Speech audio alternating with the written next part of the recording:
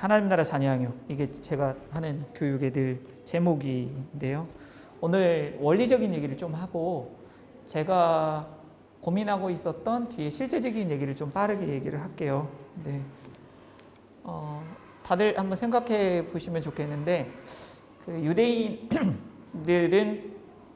보통 그 100여 개국 이상에서 살고 있다고 그러는데, 그 지역에 정착을 하면 유대인들이 하고 있는 것들이 보통 회당을 짓고요, 그다음 학교를 지어요.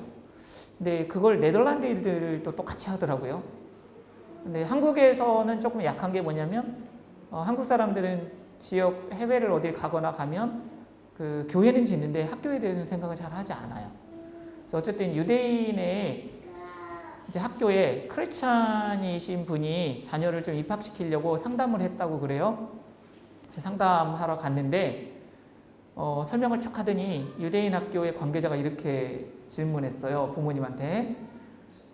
우리 학교에 다니면 6개월 정도 되면 유대교를 믿게 될 거다. 유대인이 될 거다. 그래도 괜찮냐?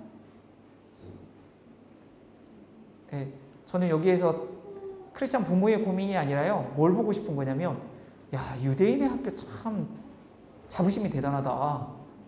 아니, 어떻게 자기네 학교를 6개월 다니면 유대인이 될 거라고 장담을 할 수 있어? 저 이야기 학교에서 그렇게 못 하거든요. 그들이 지금, 그러니까 유대인들의 부모들이 자녀를 양육할 때 유대인 회당 커뮤니티도 중요하지만 학교가 중요한 이유가 학교를 통해서 자기 유대인의 정체성을 길러준다는 걸 알고 그렇게 만들어간 거예요. 그러니까 그 유대인의 학교가 할 역할은 유대인의 정체성을 심어주는 거라고 보는 거죠. 그러니까 그거에 대한 강력한 자부심이 있는 거예요. 그리고 실제로 그렇게 만들어가고 있고 굉장한 거예요. 근데 무슬림이 유럽 같은 경우에는 사립이 캐톨릭이나 개신교가 조금 강해요. 공립학교가 있고, 그래서 사립이 조금 좋아요, 학교가. 그래서 무슬림이 이제 고민하다가 자녀 양육을 고민하다가 크리스천 스쿨을 넣고 싶어서 일단은 이제 찾아와서 설명을 쭉 했어요. 근데 여기도 이제 학교 관계자가 또 질문한 거예요. 무슬림인데 여기 성경도 배우고 예배도 드리고 그래도 괜찮겠냐? 라고 질문을 했어요. 그때 이 무슬림 부모가 대답을 이렇게 했답니다. 걱정하지 마십시오. 자녀의 신앙교육은 가정에서 책임집니다. 자, 어떻게 생각하세요? 여기 계신 분, 저를 포함해서 그렇게 대답할 수 있으세요?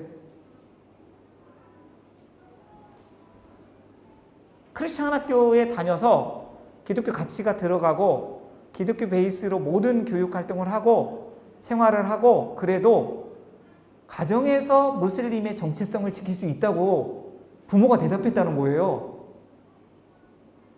야, 도대체 뭐가?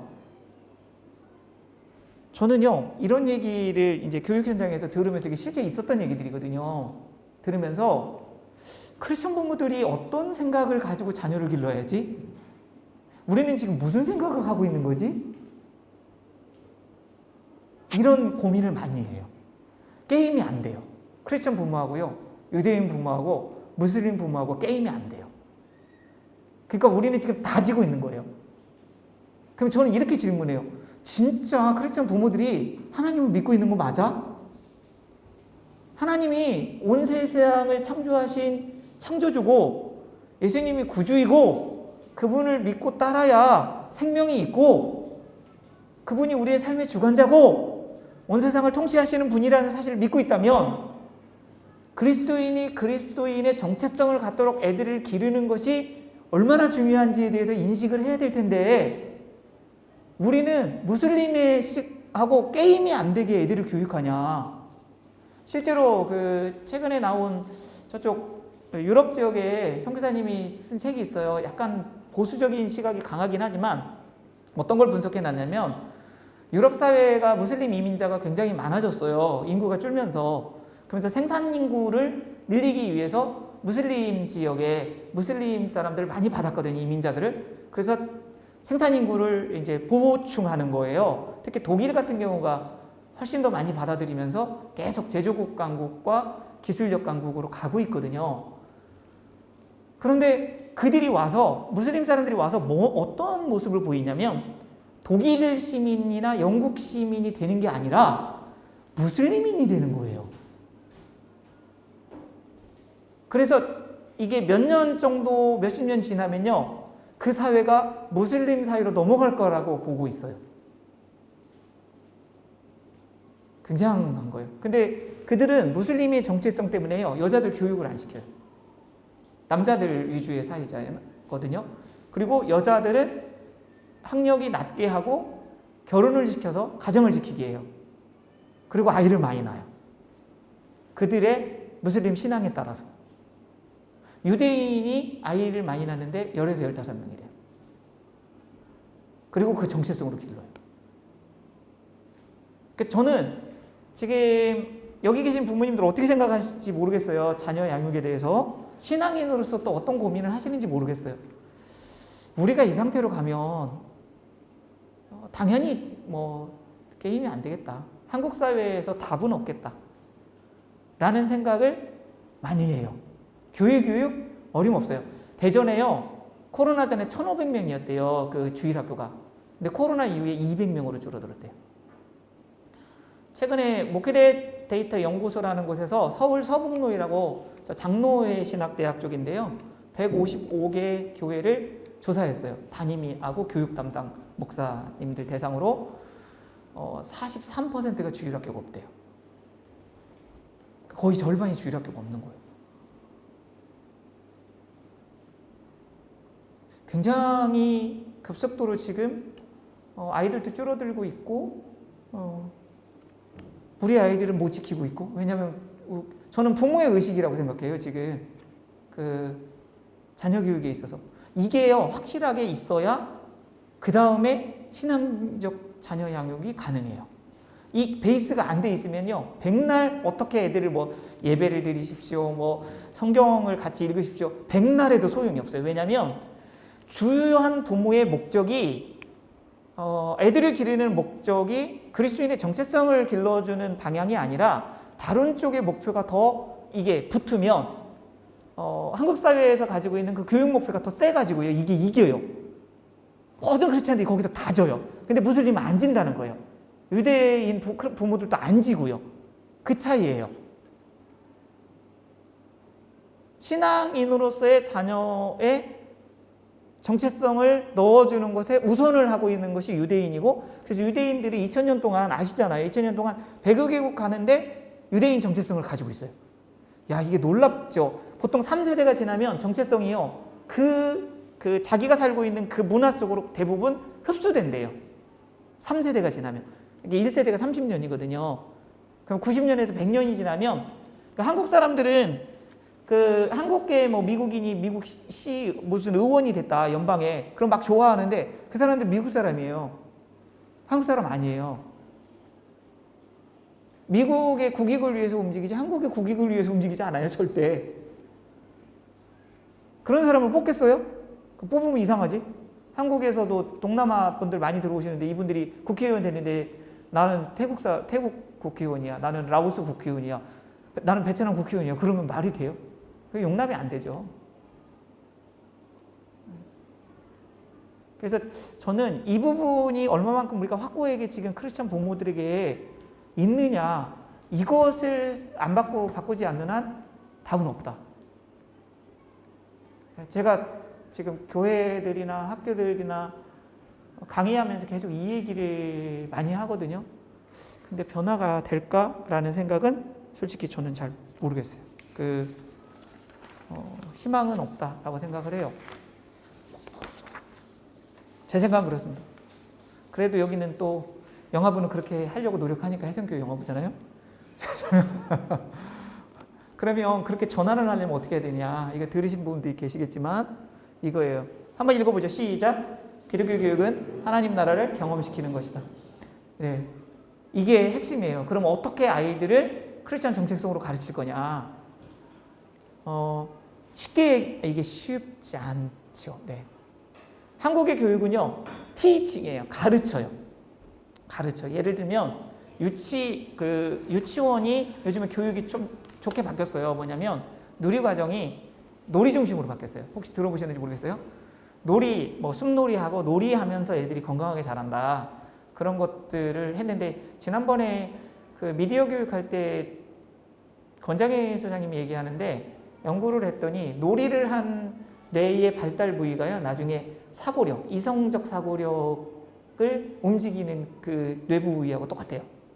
그래서 어렸을 때 놀이를 많이 하면 나중에 커서 그 부위가 발달이 돼서 사고력 쪽으로 넘어갈 수 있다. 그렇게 표현을 하더라고요.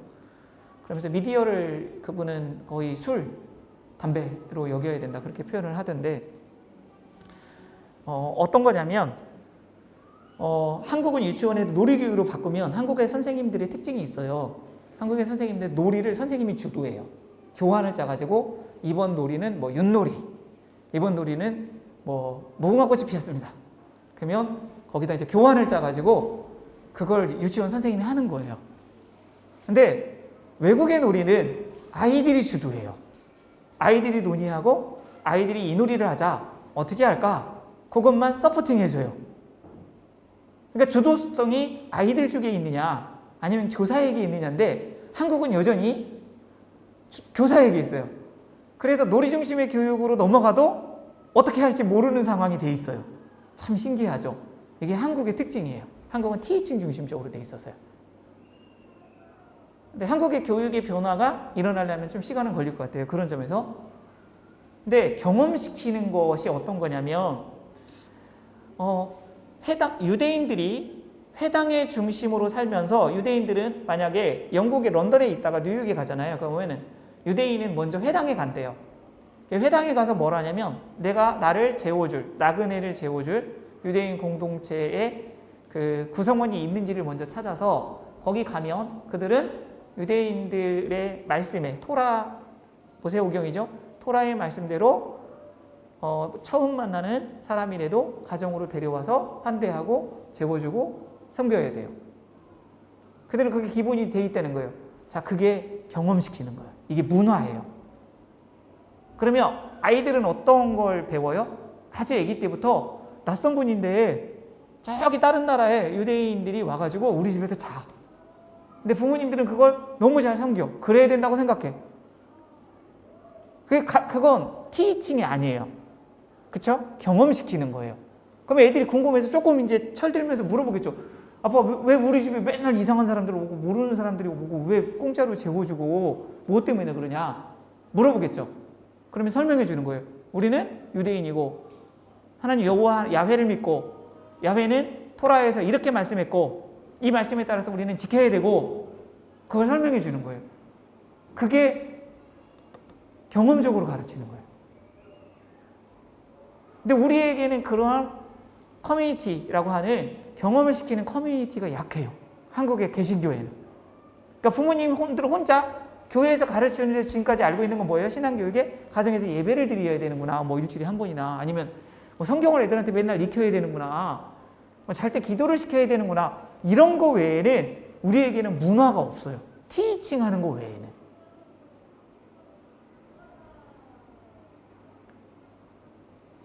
우리의 지금 현 주소예요. 그러면 이거 어떻게 만들까?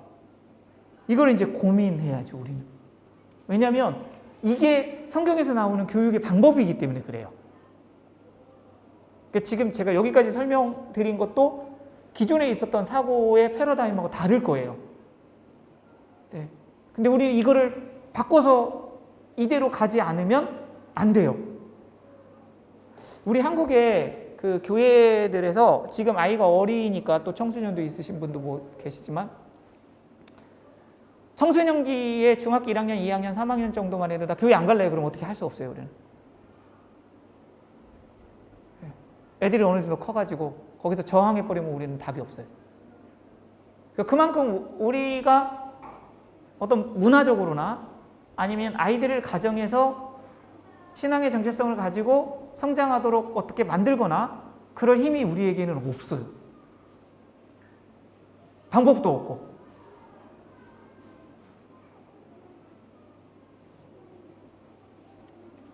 자, 그러면 어떻게 해야 되나? 제가 이 얘기도 많이 했었는데, 네덜란드 갔을 때 홈스테이 했을 때 이 크리스찬 가정에 제가 질문을 던졌어요. 어떻게 교육하나? 그때 삶으로 가르친다고 그랬어요. 자, 그러면 삶으로 가르친다고 그러면 부모가 성경의 원리를 그대로 삶으로 살아야 되잖아요. 그렇죠? 그래서요, 기독교 교육의 특징이 뭐냐면 아이들에게 해야 할 걸 가르치는 것보다 부모가 성경의 아이들에게 가르칠 내용을 얼마만큼 내가 훈련하고 수행하고 있느냐, 이게 더 중요해요. 이게 지금 말씀드리는 것들이 전부 다 기존에 있던 교육 방식하고 다 방법이 달라요. 관점이 달라요. 이대로 전환해야 돼요. 아까 말씀드렸던 유대인 사회에 손님을 대접하는 이 문화가 부모가 그렇게 함으로 인해서 아이들에게 전달되는 거예요. 근데 우리는 가만히 앉아 있어서 애들을 계속 하라고만 얘기를 하죠. 이게 굉장히 쉬운 방법인데, 부모는 쉬운 방법인데 효과는 떨어지는 방법인 거예요. 근데 부모가 그렇게 사는 것은 부모한테는 힘들지만 이게 강력한 방법이에요. 이걸 우리가 어떻게 우리한테 적용시킬 건가, 이걸 고민해야 된다는 거죠. 그래서 이렇게 하면 돼요. 많은 분들한테 말씀드릴 때 자꾸 부모님들은 애들을 어떻게 가정에서 신앙적으로 가르쳐야 돼요? 제가 용인제일교회에도 2주, 지난주하고 지지난주 갔다 왔는데 질문해 주세요 그랬더니 이런 게 있어요. 아이들에게 성경을 매일 읽게 하는데 이렇게 꾸준히 하면은 아이가 그리스도인이 될 수 있을까요? 이렇게 질문을 해요. 그거를 안 하는 게 아니라 그거 해야죠. 당연히 말씀을 하는 거. 근데 제가 설명드린 건 그것만 갖고 안 되고 아이들이 경험할 수 있는 문화, 컬처를 어떻게 만들어 줄 거냐. 이게 더 중요하다라고 얘기했어요. 그러면 애들이 접하는 그 문화, 애들이 접하는 문화는 어디에서 보통 그 접촉을 하죠? 가정에서 컬처, 크리스천 컬처를 경험할 수 있어야 되고, 그 다음에 교회에서 크리스천 컬처를 경험할 수 있어야 되고, 그 다음에 아이의 학교의 영역도 크리스천 컬처를 경험할 수 있어야 되고, 그 다음에 아이들이 접하는 미디어, 사회 영역에서 얼마만큼 크리스천 컬처를 많이 접할 수 있느냐. 이게 지금 중요한 거예요. 이 게임을 유대인들은 계속 한 거고, 네덜란드 크리스천들이 계속 고민한 거예요. 어떻게 그 크리스천 컬처를 많이 접할 수 있게 하냐. 그러면 가정 먼저 말씀드리면, 가정에서 크리스천 컬처를 만드는 게 중요해요. 크리스천 컬처는 간단해요. 성경에서 나와 있는 가정을 만드는 작업을 하는 거예요. 근데 그게 굉장히 힘들어요. 왜 힘드냐면 성경의 말씀은 하나님의 뜻의 최상의 뜻을 얘기한 거잖아요. 그럼 우리는 최상의 뜻을 실천할 만큼의 능력도 없어. 그리고 우리는 그만큼의 그 하나님 말씀에 순종할 수 있는 그런 그 신앙인으로서의 성장도 안 돼 있어. 우리의 본성은 타락 이후에 하나님 말씀을 거역하는 쪽으로 흘러가는 게 우리의 특성이에요. 그런데 성경에는 하나님 말씀대로 살아야 할 최상의, 거기다가 말씀을 써놨기 때문에 우리는 그거 하기가 너무너무 힘든 거예요. 그래서 위로를 좀 받으세요. 저도 힘들고 다 힘들어요. 어떤 때는 불가능해, 우리가 하기에는. 그 정도 수준은 어떻게 해? 그런데 성경은 또 그렇게 얘기해요. 너희들이 죄를 지었고 너희들이 연약하고 너희들이 능력은 없지만 말씀을 따르는 자로 살아야 된다. 이걸 요구하거든요. 그러면 그대로 이제 크리스천 컬처의 가정을 만드는 거예요. 아주 간단하죠. 떠남과 연합. 말은 심플해요. 근데 저게 얼마나 힘든지 알잖아요. 부모님 떠나는 거 너무 힘들어요. 제가 결혼예비학교를 2007년부터 계속 하는데 부모를 떠나지 못해서 결혼 때 얼마나 힘든 커플들을 제가 봐요. 부모하고 독립이 안 돼서. 결혼 자체가 힘들어요. 결혼식 자체가 힘들고요. 결혼 생활 자체가 힘들어요. 이 성경의 원리 이거를 안 지키면서 크리스천 컬처가 가정에서 있다? 그런데 성경을 아이들이 읽는 걸로, 그러니까 가정에서 부모가 자녀를 떠나지 않았는데 그러고 결혼 생활을 하고 있는데 아이들에서 성경을 읽힌다고 애들한테 뭐가 전달이 돼요? 그러니까 떠나고 그 다음에 연합을 해야 되는데 지금 이제 저와 여러분들은 다 연합의 지금 과정 속에 있는 거예요. 그래서 결혼 5년차, 10년차, 15년차, 20년차 되시면 연합이 얼만큼 됐느냐. 근데 이 연합이 보통 어려운 게 아니에요. 다 지금 경험하시잖아요. 연합이 하나가 되는 거 아니에요? 똑같은 거, 똑같은 생각, 똑같은 뭐 입장, 똑같은 뭐 욕구, 이걸 갖는 거 아니에요? 삼위 하나님이 각자의 생각과 각자의 의지와 각자의 뜻이 있음에도 불구하고 일치하잖아요. 그거예요. 개인의 개별성은 갖고 있어요. 인격적으로. 그런데 둘이 그것을 하나의 방향 아니면 어떤 하나의 공동의 모습으로 만들어가는 작업을 계속하는 거거든요. 팀이라고 저는 표현하는 게 조금 더 나은 것 같아요. 팀. 운동게임에서 나는 공격수, 당신은 수비수야.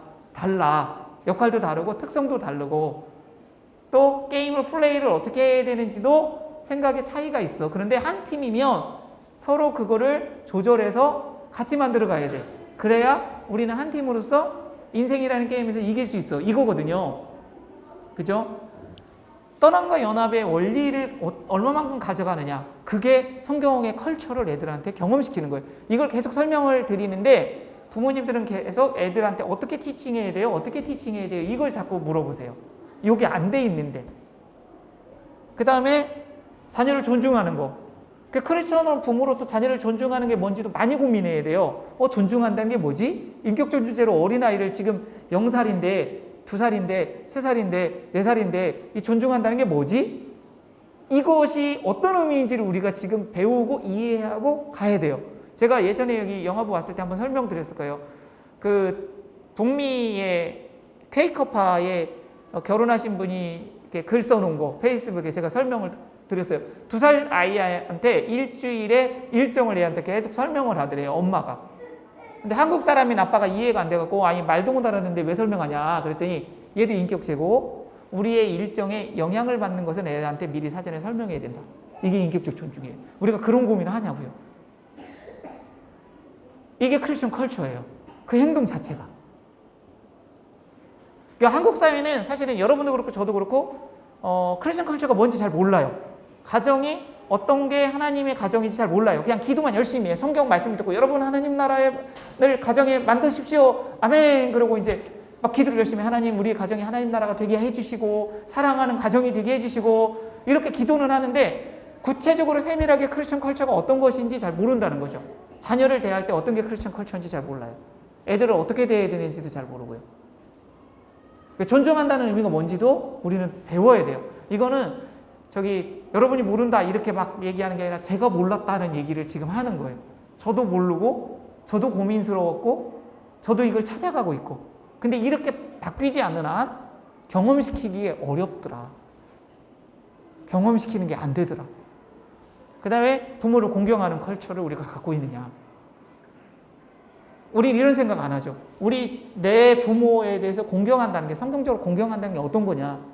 그거를 아이들이 살면서 보는 거예요. 저희는 3대가 살기 때문에 제가 어머니한테 대하는 태도가 아이한테 그대로 가요. 그러면 성경의 말씀대로 제가 이 크리스천 컬처를 만들어내고 있느냐, 삶으로 살고 있느냐, 이게 훨씬 더 중요한 거예요.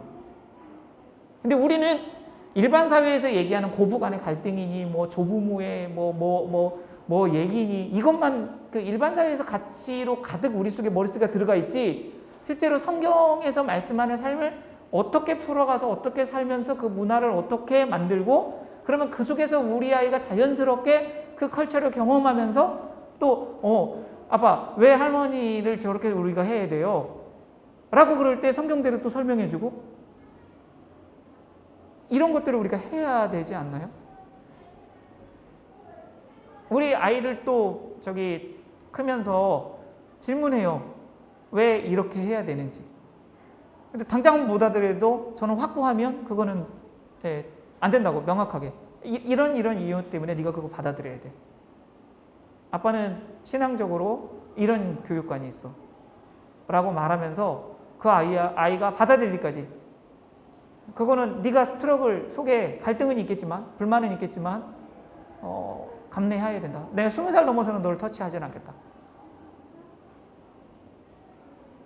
그때는 독립해야 되니까. 그래서 이런 크리스천 컬처를 가정에서 어떻게 만드는가를 고민을 더 많이 하시면 좋겠어요, 저는. 그럼 애들이 질문할 거라니까요. 애들이 궁금해하고요. 애들이 그 문화에 자연스럽게 스며들 거예요. 왜 그런지. 여기서부터는 제가 앞에는 간략하게 그냥 말씀드렸어요. 지금 경험으로 어떻게 가르치느냐 이런 거. 그 다음에 질문도 던졌어요. 무슬림처럼 가정에서 아이들의 신앙 정체성은 제가 책임질 수 있어요 라고 할 정도에 우리가 지금 되고 있느냐, 우리의 인식이 그 정도 가고 있느냐 라고 질문 드렸는데, 우리 부모님들이 자녀를 양육하면서 이 포인트는 좀 가지고 왔으면 좋겠다. 제가 몇 가지 설명을 드릴게요. 첫 번째는 뭐냐면 자녀를 알아갔으면 좋겠어요. 그러니까 이것도 성경적인데요. 하나님의 아이를 어떻게 만드는지 모르는데 우리는 이미 아이를 어떻게 키울지에 대한 계획이 서 있어요. 왜요? 한국 사회에서 그렇게 길러야 된다고 얘기하니까.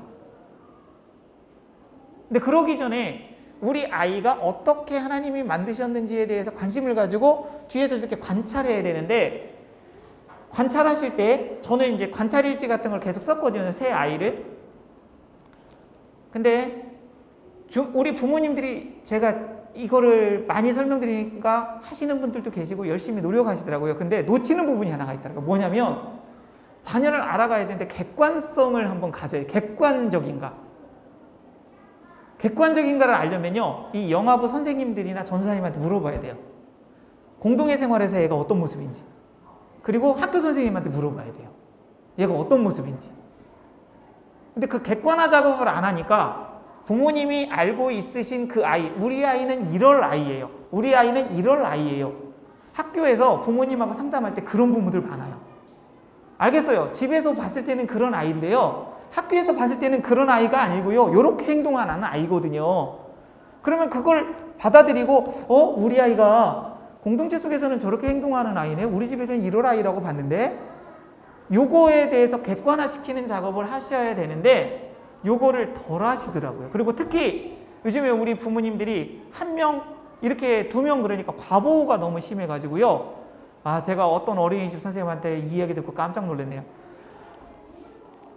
다른 선생님한테 한 부모님이 어린이집 보내놓고는 A4 빽빽하게 2장인가 3장을 쭉 써서 1. 우리 아이는 이런 아이의 특성이 있습니다. 그래서 우리 아이의 젖병은 요걸로 써주시고, 우리 아이 뭐는 이렇게 대해 주시고, 그리고 마지막에 긴 글 읽어주셔서 감사합니다. 그렇게 해서 줬대. 어떻게 생각하세요? 요즘에요, 부모님들 태도가, 이쪽 태도가 정말 많습니다. 부모님들이 그걸 못 느끼세요. 왜냐하면 한 명을 기르니까 온통 애가 에너지가 거기 다 들어가거든요. 그래서 제가 맨날 그래요. 애 한 3, 4씩 있었으면 저런 거 못 할 거야. 부모가 밖에 나가서 일하면 저런 거 신경 못 쓸 거야, 차라리. 저렇게 해서 애를 망쳐. 자, 그렇게 어린이집 선생님한테 그거 페이퍼를 보냈으면요, 어린이집 선생님이 무슨 생각 들었을까요? 이런 생각 들었어요. 차라리 다른 어린이집 보내세요. 저는 그거 못 맞춰요. 저는 부모가 아니에요. 어린이집에서 교육은 어린이집의 철학과 교육 과정에 맡겨야 돼요. 그거 동의하고 들어왔잖아요. 설명 듣고. 근데 모든 부모들이 요즘은 어떻게 달라붙냐면 내가 생각하는 방식대로 우리 애를 대해주세요. 지금 유치원, 어린이집, 학교에 보내서 다 그래요. 놀랍다니까요.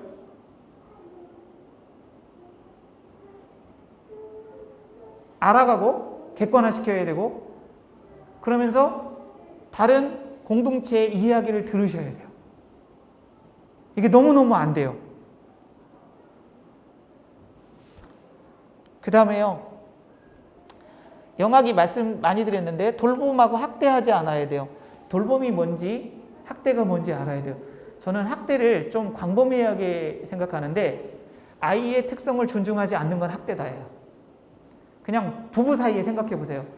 남편이 아내가 나한테 내가 아닌데 자기가 생각하는 사람으로 계속 나를 보고 그렇게 하라고 그래.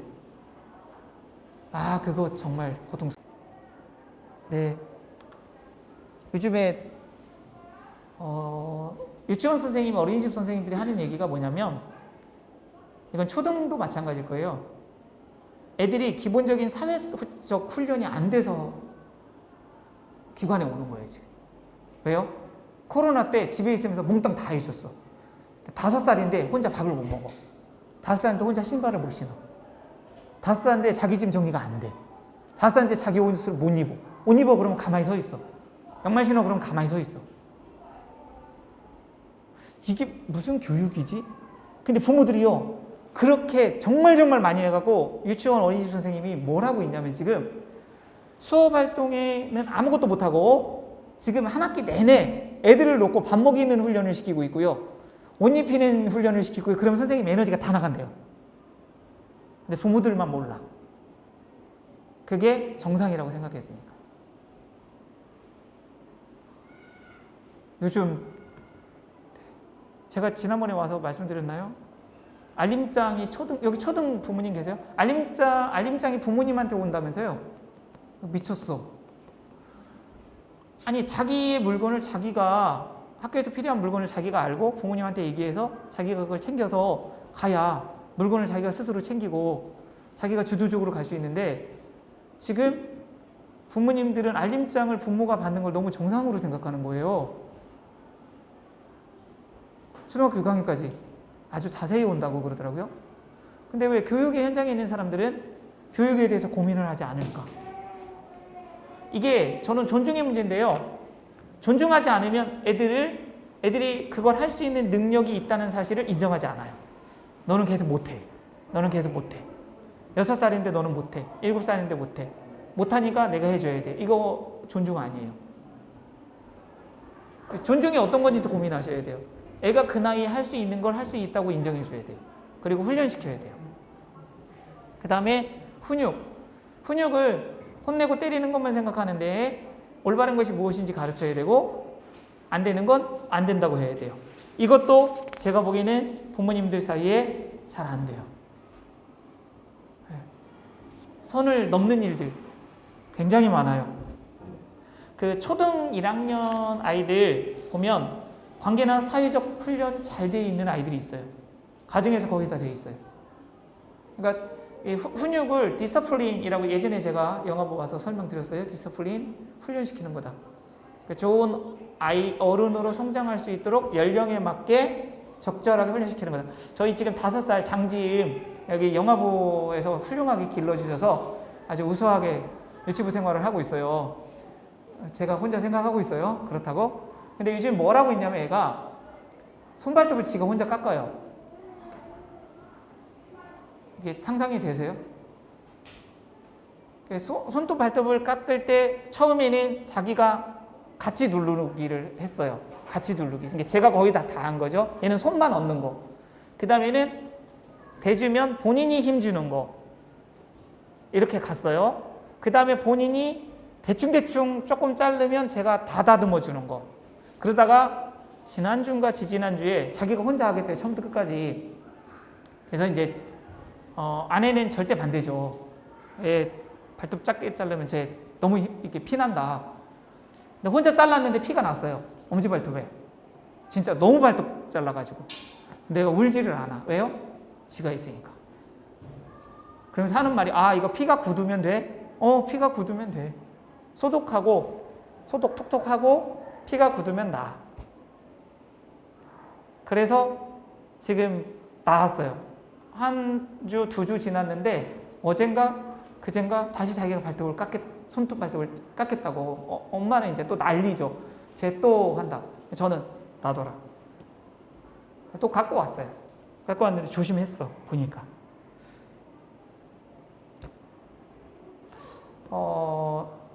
스위스에서는 만 3세에, 그러니까 5세에 톱을 준다고 했잖아요. 아이들한테. 그러니까 우리가 아이들을 기를 때 어떤 부분을 허용하고 어떤 부분을 지금 막아야 될지에 대해서 사실은 이것도 혼동하고 있어요. 많은 경우에. 네. 그 다음에요. 아이의 성품과 가치는 오는 부모의 태도와 말인데, 우리가 좋은 성품을 갖고 그리스도의 가치관으로 길러야 된다라고 얘기할 때 딱 이거예요. 그냥 아이가 누군가를 대하는 태도가 성품이거든요. 그 부모가 딱 애를 대하는 태도예요. 그럼 여기서도 다시요, 부모 훈련이 들어가야 돼요. 제가 처음부터 끝까지 계속 얘기하는 게 그거예요. 경험시키는 거다. 부모가 어떤 가치관으로 어떻게 나를 성찰하고 훈련했느냐에 따라서 아이를 그렇게 대하게 돼 있어요. 그러니까 그렇게 대하는 태도가 훈련이 안 된 상태에서 아이들한테 백날 말해도 소용이 없어요. 그 다음에 부모가 주로 집에서 쓰는 용어 있잖아요, 아이한테. 그리고 부부 사이에 주로 자녀 양육이나 이럴 때 쓰는 용어가요, 가치관이 돼요.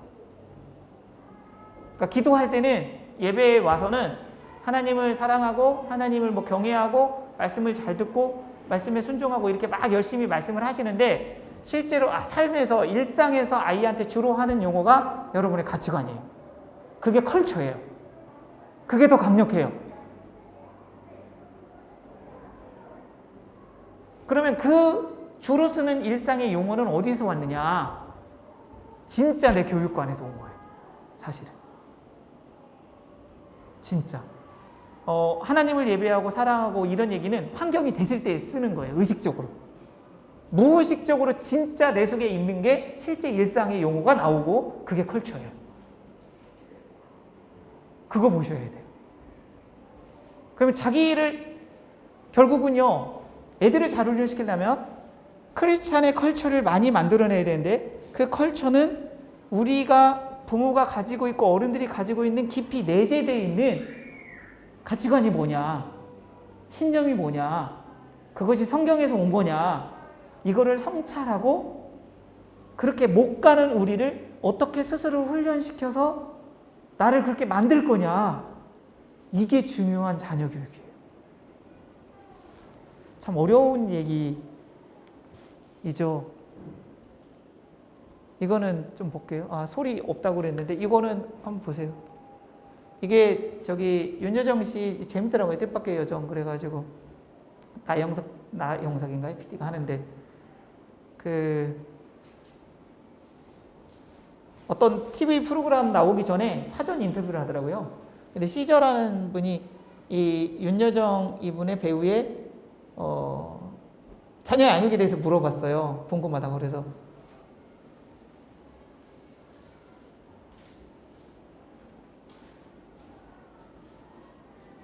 여기 보세요. 첫째가 결혼하고서 1년에 한 번밖에 안 만났대요. 문제 없고 멀리 떨어지려고 하고,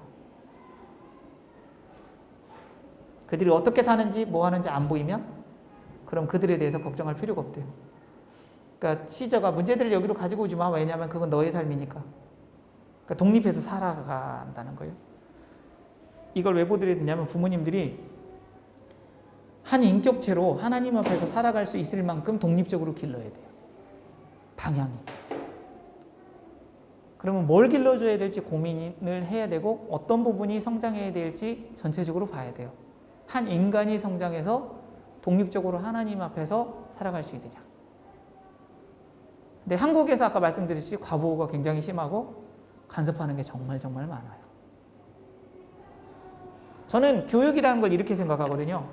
좋은 교육을 서포팅하는 거예요. 환경을 깔아주면 애가 여기서 움직이는 건 자기가 알아서 움직이는 거예요.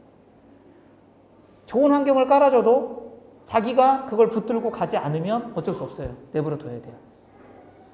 좋은 환경을 서포팅해줬는데 본인이 그걸 붙잡고 쭉쭉쭉 밀고 나가서 성장한다. 그러면 그건 그의 삶이 더 나아지고 더 건강해질 거예요. 우리는 근데 교육을 어떻게 생각하냐면, 누군가가 자꾸 끄집어서 땡겨야 된다고 생각하는 것 같아요. 끄집어서 땡겨.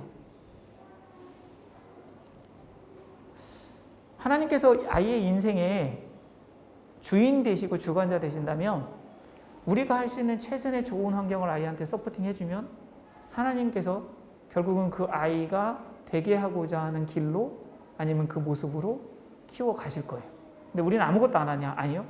사람이 할 수 있는 건강한 양육 환경, 교육 환경을 서포팅 해주는 작업만 하는 거예요. 그러면 그 아이가 거기서 스스로 하나씩 터쳐서 나갈 거예요. 어떤 아이는 스스로 안 나간다고 버티는 애들도 있고, 잠깐 멈춰서 있는 애도 있고, 뱅뱅 도는 애도 있고, 그럴 거예요. 그걸 놔두는 게 인격적 존중이에요, 사실은.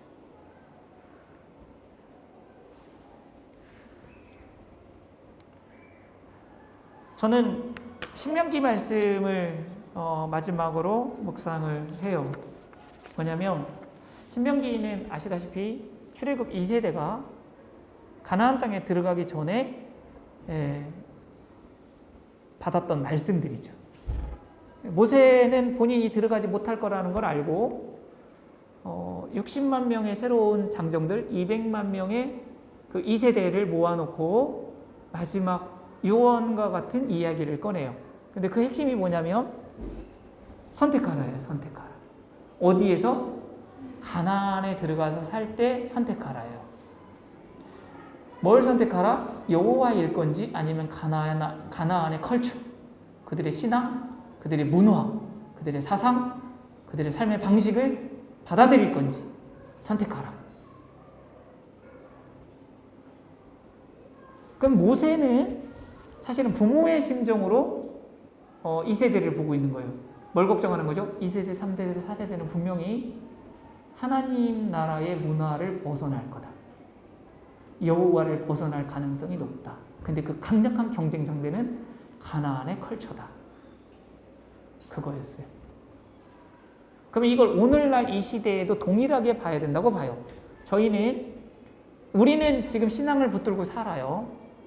그런데 우리 자녀들은 그 다음 출애굽 2세대예요. 이 친구들은 이 사회에 나가서 결정해야 돼요. 여호와일 건가? 아니면 이 사회의 컬처일 건가? 근데 우리 부모들은 이렇게 얘기해요. 지금 크리스찬 부모들이 얼마나 나약한가? 이렇게 얘기해요. 알아요. 알겠어요. 그런데 이 사회가 어떤지 아세요? 한국 사회는요, 학력이 없으면 어마어마하게 힘들어요. 공부를 못하면 한국은 낙오자예요. 우리는 그 얘기를 계속해요. 한국 사회는 경쟁에서 이겨야 돼요. 이 얘기를 계속해요. 근데 성경에 봅시다. 모세가 이 세대한테 그렇게 얘기했을까요? 얘들아, 가나안에 들어가면 거기는 이미 정착된 국가였잖아요. 부족 국가에도. 그러면 문화가 있었어요. 이 출애굽 2세대들은 지금 40년 동안 광야만 돌아다녔잖아요. 아무런 법적인 체계, 정치 체계, 사회정치 체계, 문화 형성 아무것도 안 돼 있어요. 그죠? 아무것도 없어요. 신앙 공동체로서 그것만 있어요. 그러면 그 가나안에 딱 들어갔을 때 왜 모세가 걱정했어요? 그 문화나 사회나 제도나 시스템 자체가 훨씬 더 월등했을 거예요. 그렇죠? 매력적이었을 거예요. 그럼 모세가 이렇게 얘기하지 않았어요? 알았어. 가나안의 현실이 너희들의 삶이 너무 힘드니까 거기 사유가 그러면 잠깐 내가 유보해 줄게. 그 문화를 받아들이고 사는 거 좀 허용해 줄게. 그렇게 말하지 않았어요. 근데 우리의 지금 크리스찬들은 어떻게 하냐면요. 이 사회가 이래요. 이 사회가 이래요. 목사님, 사회를 모르셔서 그러죠? 이 사회가 이래요. 이 사회를 이렇게 살아가려면 이렇게 교육하면 안 돼요. 그 얘기를 떠들고 있어요. 근데 아까 무슬림들은 어떻게 한다고요? 유대인들은 어떻게 한다고요? 그러니까 다시 결론으로 돌아가면요. 우리의 근원적인 질문, 자녀 양육에 대한 하나님의 우리에게 주신, 부모에게 주신 말씀이 어떤 거냐에 대한 근원적인 고민과 성찰을 통해서 내가 대답을 해야 그 다음 단계의 교육이 가능해요. 자녀의 다음 세대에서. 그래서 그러면 교회 일반 교육 받고 교회에 남아있는 사람들 많은데요? 맞아요. 많아요. 근데 실패율이 굉장히 높다는 거예요. 실패율이 굉장히 높다는 거예요. 그 실패율이 왜 높은지 우리는 통계로 이미 알아요. 한국의 인구가 지금 자연 감소가 계속되고 있어요. 출산율이 낮으니까. 그래도 크리스찬의 감소율은 더 세요. 인구 감소로 따졌을 때 크리스찬 일반의 자연 감소율로 따진다면 크리스찬 인구수는 그렇게 줄면 안 돼요. 왜요? 크리스찬이 세대가 이어져서 교회에 남아있다면 이렇게 급격한 축소는 아직 일어나지 않아야 돼요. 근데 크리스찬들은 이 자연적 인구 감소보다 훨씬 더 줄어들고 있어요. 그 이유는요, 다음 세대의 자녀들이 크리스찬으로 남아있지 않아서 그래요.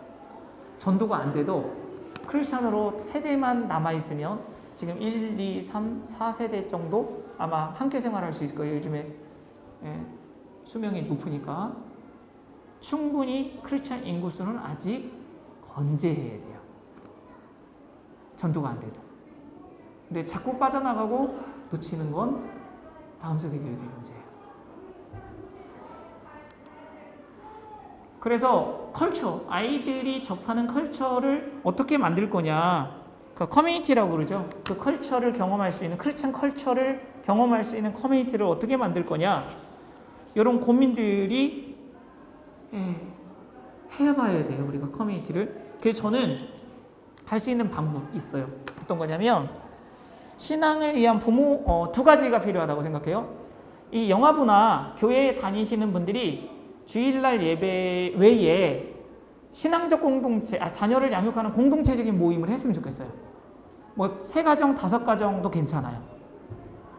네. 그러면 두 가지 목적인데, 하나는 이 우리 아이들이 크리스천 자녀 양육에 대해서 진짜 그 문화를 경험시키고 고민하고 싶은 부모들이 3가정, 5가정이 있는 거잖아요. 그죠? 아니면 목자, 교회에 목장이 있으면 목장을 활용해도 돼요. 그러니까 적극적이어야 돼요, 제가 보기에는. 우리 아이가 그 컬처를 더 많이 경험할 수 있도록 어떻게 할 거냐. 그래서 그 그룹들이 어떤 때는 가족 캠프도 가는 거예요. 자기들끼리 여름에 휴가 아니면 뭐 있잖아요, 뭐 이렇게 연휴 괜찮아요. 글램핑도 같이 가고 그러면서 같이 밥도 먹고 같이 집을 돌기도 하고 그러면서 거기 안에서 보여주는 컬처가 크리스천 컬처면 돼요. 그걸로도 지금보다는 훨씬 더 나은 교육을 할 수 있어요. 막 우리 다른 데 놀러 가기도 하잖아요. 저기 이야기하기가 지난주 금토 가족 캠프를 갔다 왔는데 거기에 그 신앙인이 아닌 분이 오셨어요. 인생에서 지금까지 살면서 이러한 그 가족들이 집단으로 다 같이 와가지고 이렇게 생활하는 건 처음 봤다. 그래서 이게 컬처 쇼크가 왔어요. 왜냐하면 일반 사회는 이렇게 같이 모이면 뭐 해요? 술 마시고 노래방 가고 막 이런 거 하잖아요.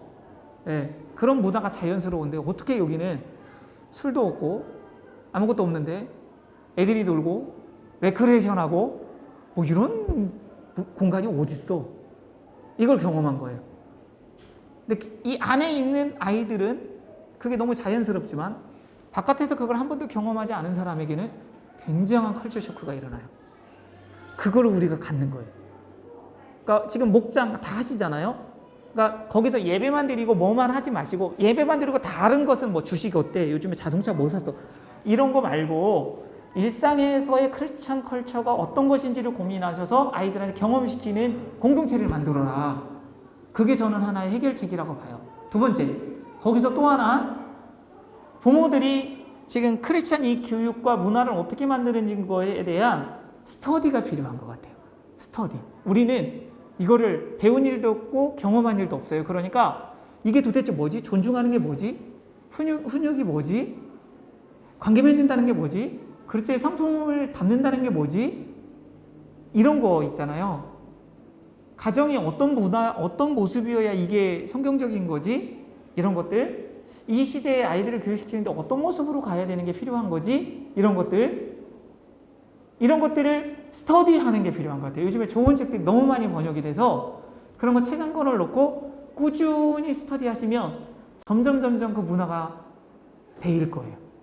근데 그런 노력 없이는 저는 전환은 어렵다라고 생각해요. 왜? 아까 말했듯이 배운 일이 없고 그래서 배워야 돼요.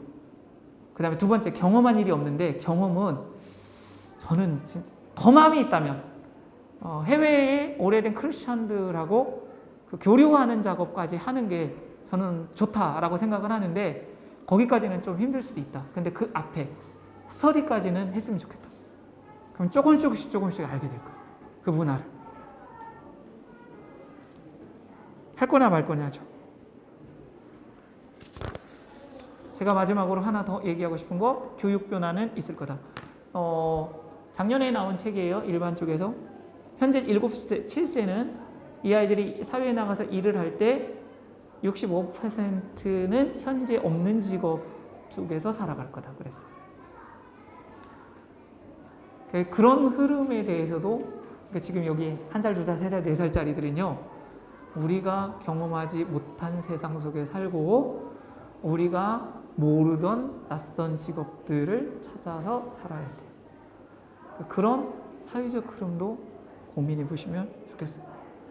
제가 설명드리고 싶은 건 이 정도고요. 혹시 질문 있으세요?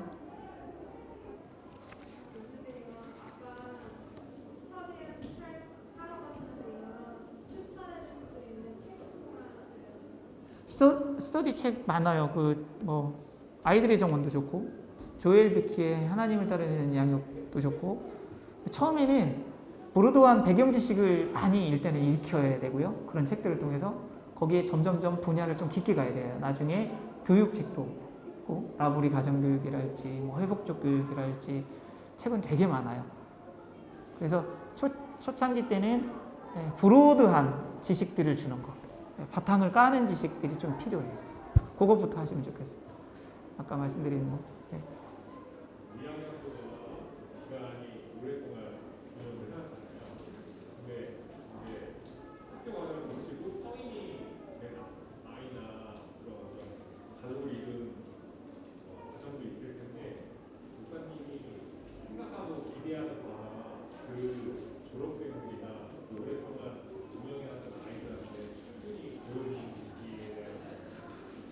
그냥 선생님들하고 저의 평가는 70에서 80% 이루어졌다 이렇게 봐요.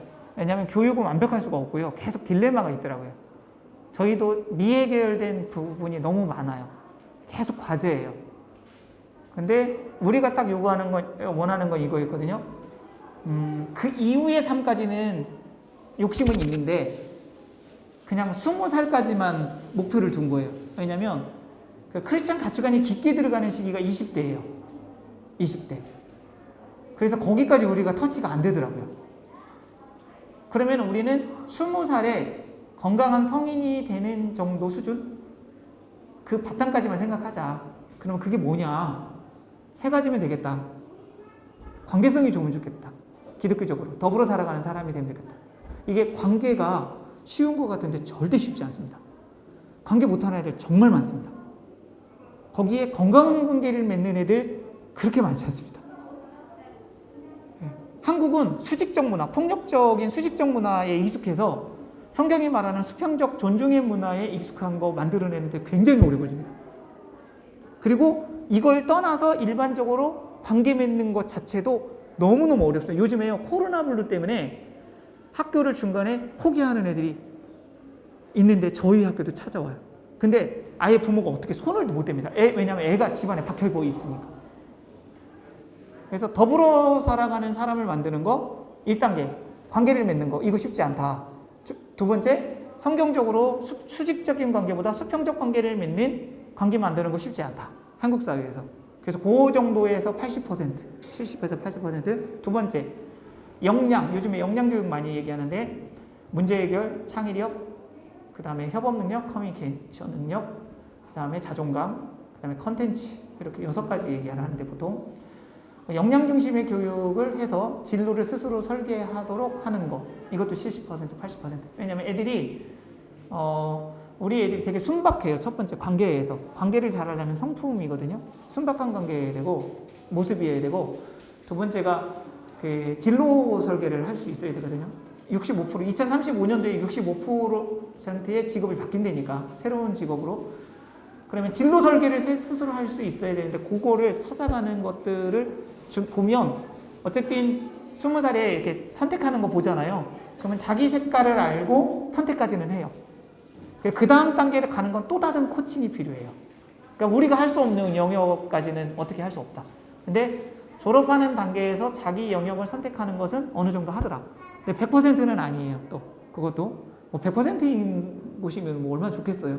그 다음에 마지막이 리서치하는 능력, 혼자 탐구할 수 있는. 그러니까 이게 해외 교육에 있어서 50%가 백하거든요. 대학교 가서 그 졸업 비율도 굉장히 낮아요. 유학 간 친구들이.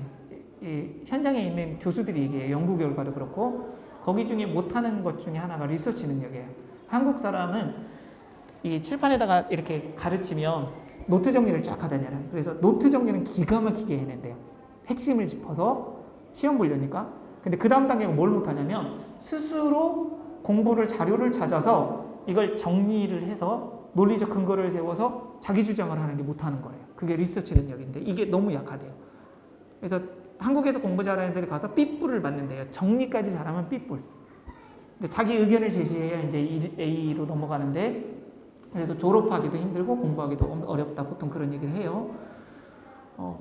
리서치 능력을 길러서 샬롬의 의식, 그러니까 기독교 가치로 어느 정도 갖추게 하는 거, 기본적인 그 정도 혼자 리서치할 수 있는 방법 정도는 배웠으면 좋겠다. 네, 그 정도에서 한 7, 80%. 근데 계속 딜레마가 또 있는 부분이 있어요. 그냥 그 정도. 네. 혹시 또 질문 있으신가요?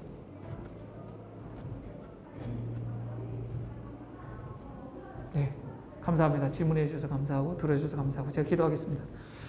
하나님, 우리 자녀 하나님께서 맡기셨다고 우리는 고백합니다. 그리고 우리도 부족하고 연약하지만 하나님께서 우리를 세우셨고 부모요 교사로 우리가 역할할 수 있도록 우리를 인정해 주셨고 또 우리에게 맡겨 주셨습니다. 그 일 성실하고 진실하게 해나갈 수 있기를 원합니다. 성령 하나님께서 우리를 가르치시고 인도하시고 할 수 있는 용기와 담대함을 우리에게 허락하여 주옵소서. 애쓰고 노력하는 과정 속에 아이들은 건강하게 하나님의 사람으로 자라갈 줄 믿습니다. 완벽하다, 완전하다라는 걸 꿈꾸는 게 아니라 하나님 말씀에 순종하는 걸음에 애쓰고 노력하는 부모의 모습 가질 수 있도록 하나님께서 함께하여 주옵소서. 예수님의 이름으로 기도합니다. 아멘. 고맙습니다.